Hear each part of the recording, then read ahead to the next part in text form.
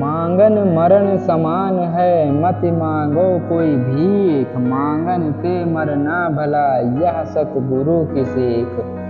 अर्थात मांगना मरने के बराबर है, इसलिए किसी से भीख मत मांगो।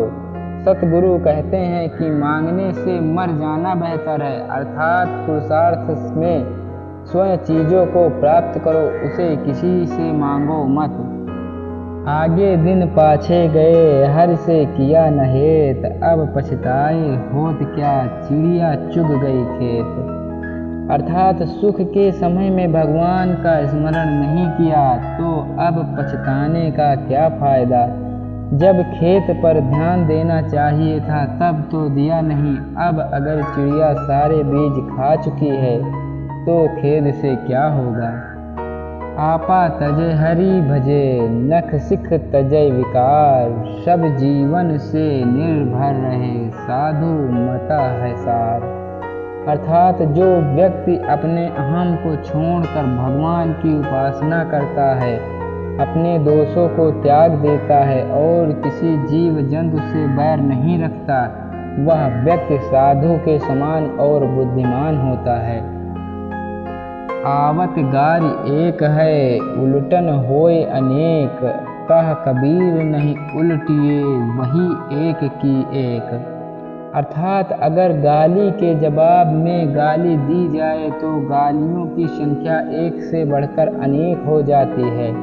कबीर कहते हैं कि यदि गाली को लपटा न जाए, गाली का जवाब गाली से ना दिया जाए तो वह एक गाली ही रहेगी। ऐसी वाणी बोलिए, मन का आपा खोए। औरन को शीतल करे, आपो शीतल होए। अर्थात अपने भाषा से अहम को हटा दिया जाए तो दूसरों के साथ खुद को भी शांति मिलती है। बाहर क्या दिखलाए, अंतर जपिए राम। कहाँ काज संसार से, तुझे धान से राम। अर्थात बाहरी दिखावे की जगह मन ही मन में राम का नाम जपना चाहिए। संसार की चिंता छोड़कर संसार चलाने वाले पर ध्यान देना चाहिए। बड़ा हुआ तो क्या हुआ, जैसे पेड़ खजूर। पंथी को छाया नहीं, फल लागे अति दूर। अर्थात खजूर का पेड़ ना तो राही को छाया देता है और ना ही उसका फल आसानी से पाया जा सकता है। इसी तरह उस शक्ति का कोई महत्व नहीं जो दूसरों के काम नहीं आ सकती। बूंद पड़ी जो समुंदर में, जानत है सब कोई। समुंदर समाना डूब में, बूझे बिरला कोई। अर्थात एक बूंद का सागर में समाना यह समझना आसान है, लेकिन सागर का बूंद में समाना, इसकी कल्पना करना बहुत कठिन है। इसी तरह सिर्फ भक्त भगवान में लीन नहीं होते, कभी कभी भगवान भी भक्त में समा सकते हैं। चली जो पुतली लौन की, था सिंधु का लेन। आपहु गली पान भई, उलटी काहे को बैन।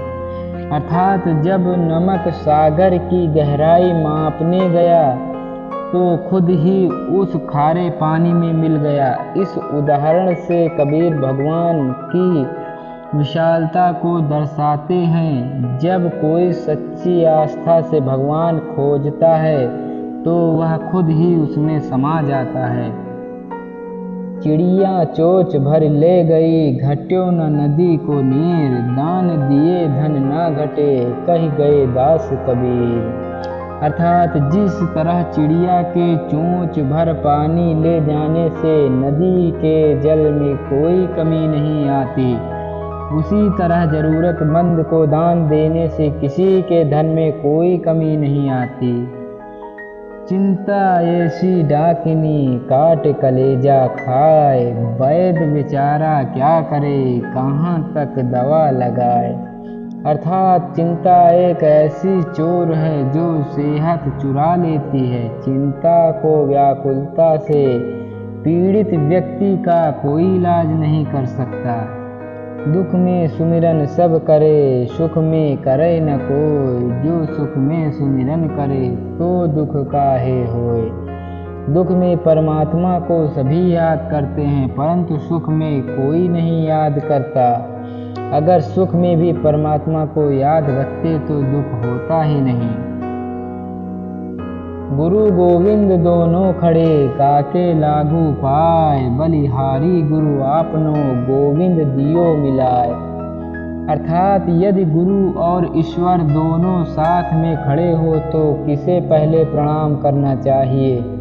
कबीर कहते हैं, गुरु का स्थान ईश्वर से भी ऊपर है, क्योंकि गुरु की शिक्षा के कारण ही भगवान के दर्शन होते हैं।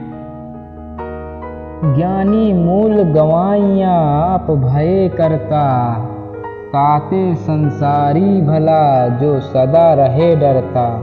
अर्थात जो विद्वान अहंकार में पड़कर खुद को ही सर्वोच्च मानता है, वह कहीं का नहीं रहता। उससे तो वह संसारी आदमी बेहतर है, जिसके मन में भगवान का डर तो है।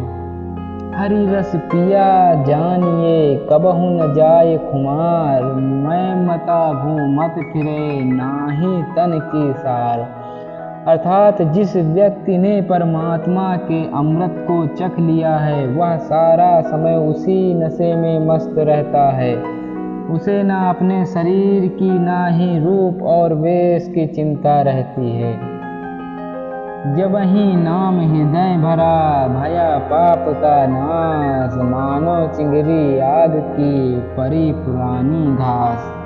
अर्थात शुद्ध हृदय के साथ भगवान को याद करने से सारे पाप ऐसे नष्ट हो जाते हैं, जैसे कि सूखी घास पर आग की चिंगारी पड़ी हो।